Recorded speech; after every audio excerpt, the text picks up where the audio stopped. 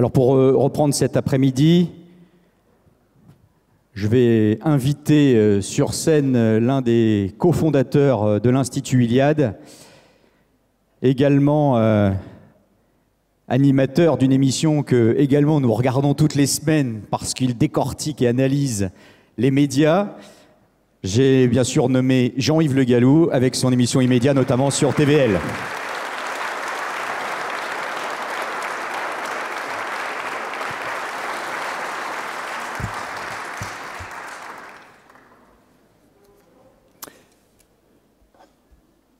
Le récit national est important. Il est important pour les Français, comme pour les Allemands, les Italiens, les Anglais, les Suédois ou les Irlandais. Mais au-delà de ces récits particuliers, il y a place pour un récit européen. Le récit des batailles que les Européens ont livrées ensemble pour défendre leur identité commune. Le récit des victoires qu'ils ont fêtées ensemble, même si tous n'y ont pas toujours participé. Ces histoires, ces batailles, ces conflits riches de sens sont encore très présents dans nos mémoires. Je vais devoir aller vite, car il me faut évoquer 25 siècles d'histoire en moins de 25 minutes. Ceci étant, ce matin, avec la vidéo sur 3000 ans d'architecture, c'était 3 minutes sur 3000 ans, donc on peut faire beaucoup de choses. 3 grands conflits traversent l'histoire de l'Europe et de ses frontières à la fois mentales et physiques. Occident, Orient, chrétienté, islam, Europe et reste du monde. Le conflit Orient-Occident remonte à l'aube de l'histoire. Le premier narrateur des guerres médiques, Hérodote, est le père de l'histoire, selon Cicéron. Les cités grecques défendent alors leur liberté face à l'Empire perse. C'est le citoyen qui sauve Athènes en remportant en 490 avant notre ère la bataille de Marathon. Marathon, un mot qui reste encore aujourd'hui synonyme d'effort et de courage. Puis en 480, la flotte perse est détruite lors de la bataille navale décisive de Salamine.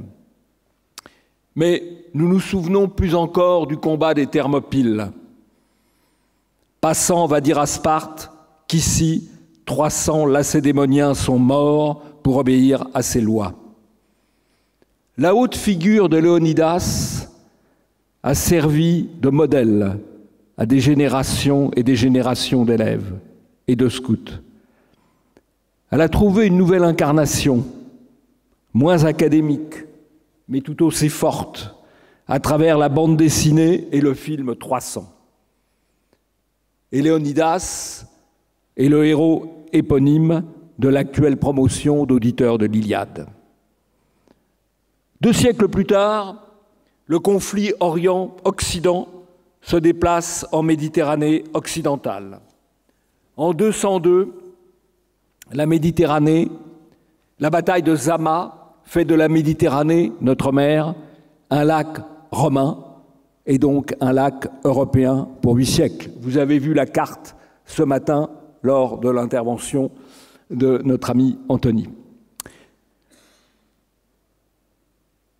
La plus haute figure des guerres puniques, côté romain, c'est moins le vainqueur final, Scipion l'Africain, que le consul Régulus.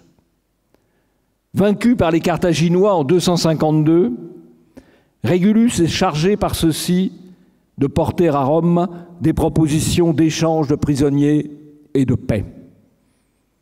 Régulus persuade le Sénat de Rome de les refuser et repart à Carthage, où il sait qu'il va trouver la mort, pour honorer la parole donnée à ses ennemis. À travers le De Virus Illustribus et ses déclinaisons dans les manuels scolaires, l'image de Régulus a contribué à façonner le mental des Européens jusqu'à la fin des années 60. Une leçon à retrouver. Plus au nord, plus tard, en 451, lors du déferlement barbare issu des steppes asiatiques, Romains et Germains, sous la direction du consul Aetius, s'unissent pour défaire les Huns au champ catalonique. Une histoire qui est présente dans la mémoire germanique, avec la légende des Nibelungen, légende qui a inspiré Wagner pour sa tétralogie. Et côté français, avec la belle figure de Sainte Geneviève, réincarnation chrétienne de la déesse guerrière Athéna. Sainte Geneviève, figure tutélaire de Paris, dont la statue s'élève encore à la proue de l'île de la Cité, et que les Parisiens, les identitaires en particulier, fêtent chaque année début janvier. Vous le voyez, le passé, il est présent. Le passé, il vit encore en nous. À partir du 7e siècle, c'est un autre conflit qui commence. Le conflit entre la chrétienté et l'islam. Un conflit qui va durer 14 siècles et qui dure encore, contrairement à ce que croient les imbéciles. La conquête musulmane, arabo-musulmane, a une importance majeure. Comme l'a souligné l'historien Henri Pirenne dans son ouvrage « Mahomet et Charlemagne », la Méditerranée est coupée en deux. Elle cesse d'être une mer européenne.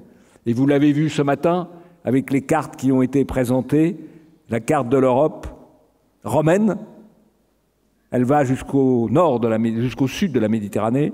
La carte de l'Europe, après la conquête arabo-musulmane, elle est au nord de la Méditerranée.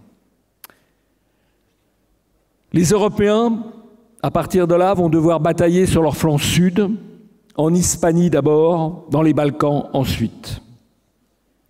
Beaucoup de hauts lieux et de héros jalonnent cette histoire, marquée par la Reconquista, les croisades, la lutte contre le Grand Turc.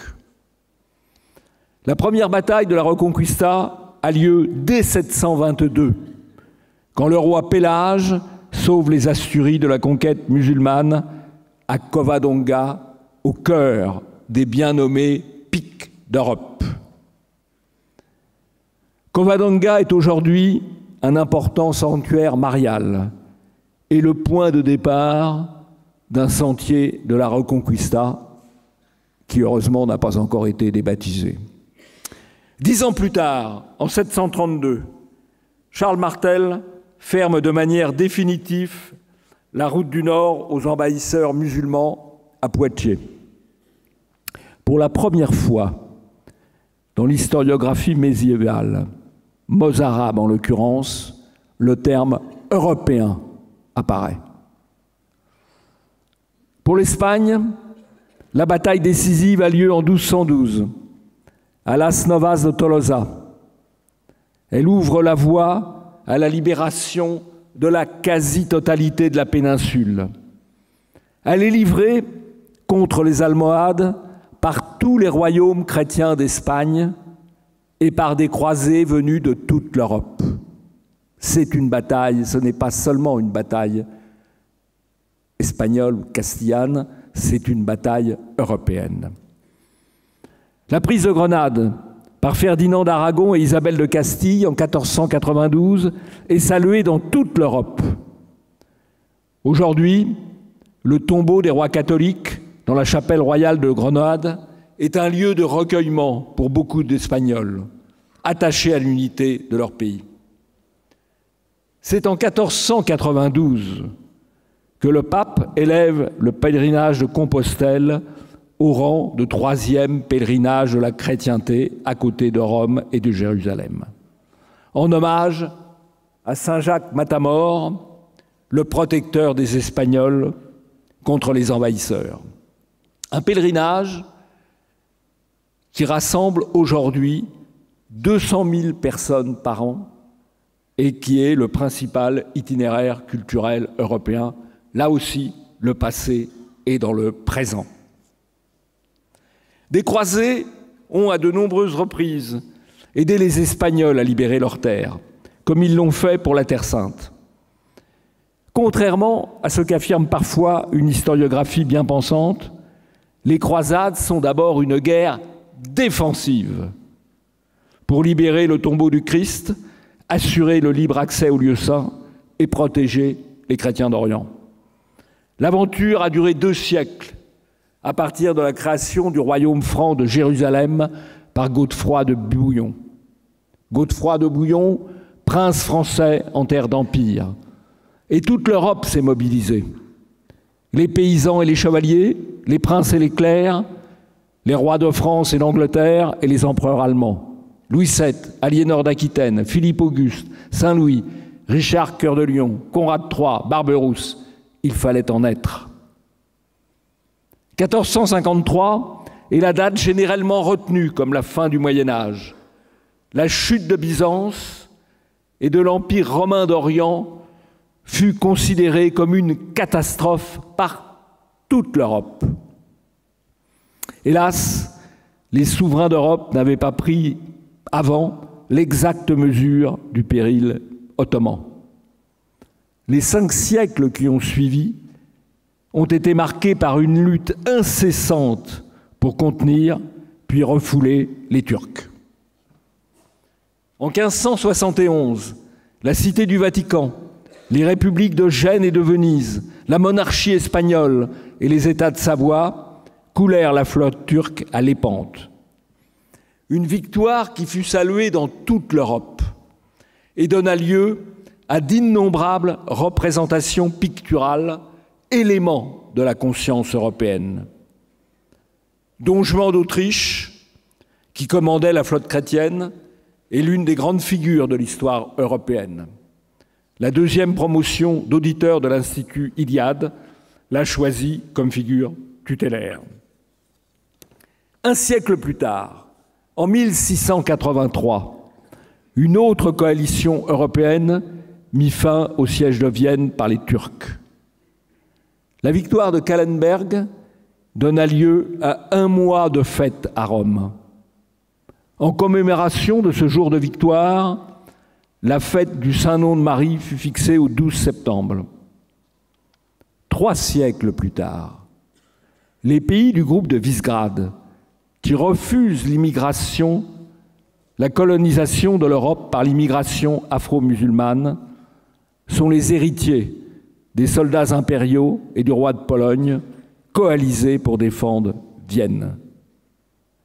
La Hongrie d'Orbán n'a pas oublié sa lutte séculaire contre l'envahisseur turc.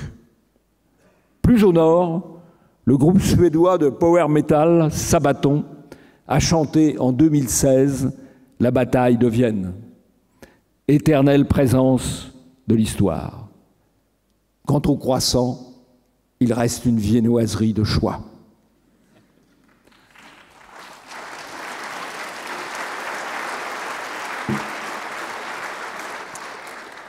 De 1822 à 1912, l'opinion européenne se mobilisa pour la libération de la Grèce continentale et insulaire. Pour la première fois, l'engagement des intellectuels et des artistes prépara et précéda un engagement militaire dans le cadre d'une lutte de libération. Tant le symbole était fort, car il s'agissait des libertés grecques. Éternel retour des guerres médiques.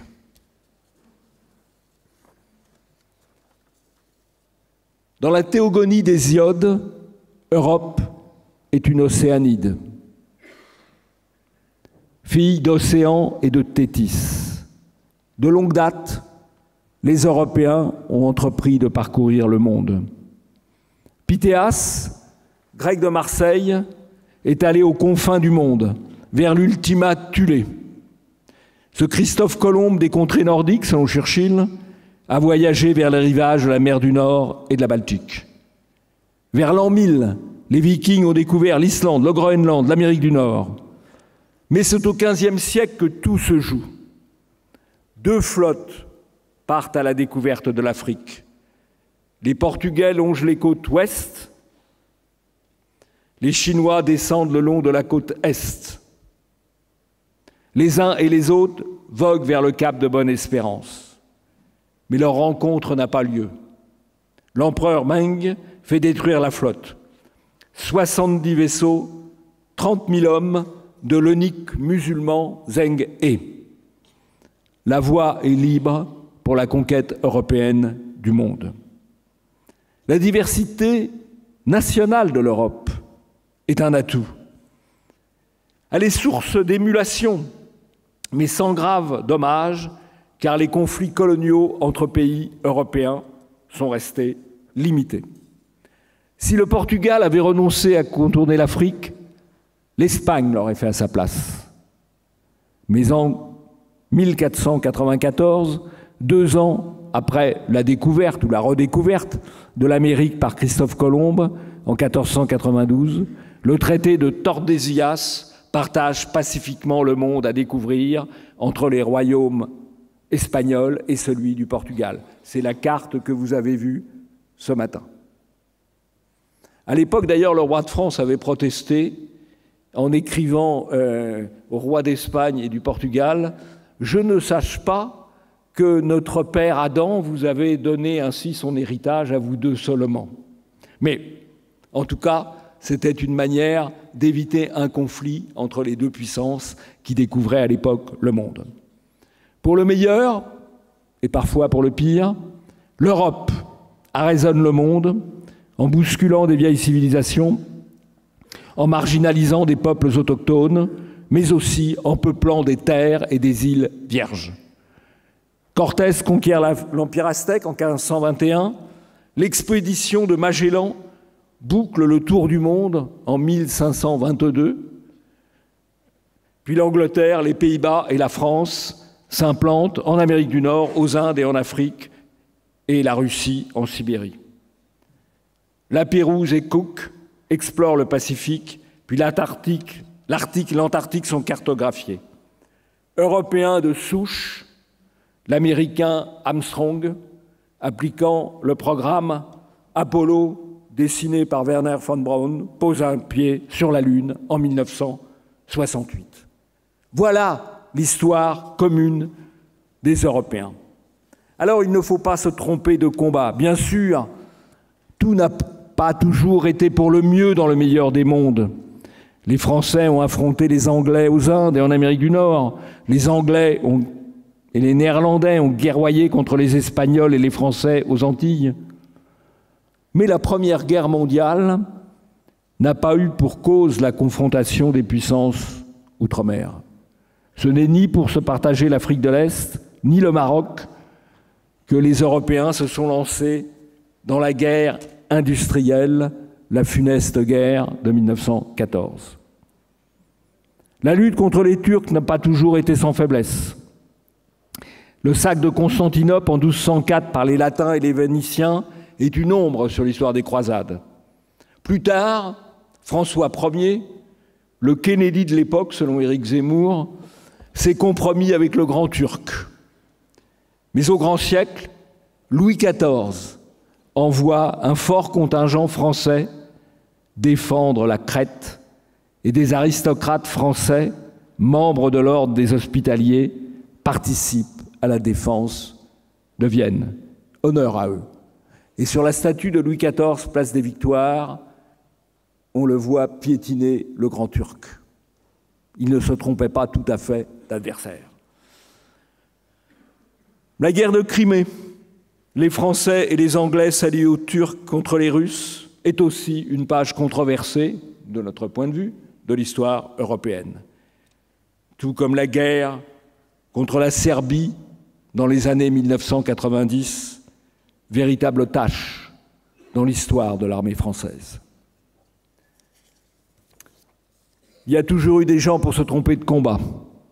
Des Grecs, tentés par l'alliance avec le grand roi, ou tout simplement par son or. Des Romains, considérant les Huns comme une possible alliance de revers contre les Germains. Des nobliaux d'Espagne, jouant les morts contre leurs plus proches voisins. Cela, c'est de la géopolitique de chef-lieu de canton. Je préfère la sagesse d'Henri le Navigateur, fils et frère de roi, qui entreprit de faire reculer les bornes du monde, selon ses propres termes. La première étape en fut la prise de Ceuta. Ceuta, c'est encore aujourd'hui dans l'actualité. En 1416, sur la côte nord du Maroc, en affaiblissant les royaumes musulmans, le Portugal prenait le risque de renforcer son concurrent espagnol. À son frère le roi, qui s'en inquiétait, Henri le navigateur répondit : « Les infidèles vous veulent du mal par nature, et lui, le roi de Castille, par accident. » Remarquable prise de conscience européenne. Lavis, l'un des pères du récit national français, expliquait que l'histoire ne s'apprend pas par cœur, elle s'apprend par le cœur. Donnons aux Européens la chance d'apprendre leur histoire commune par le cœur.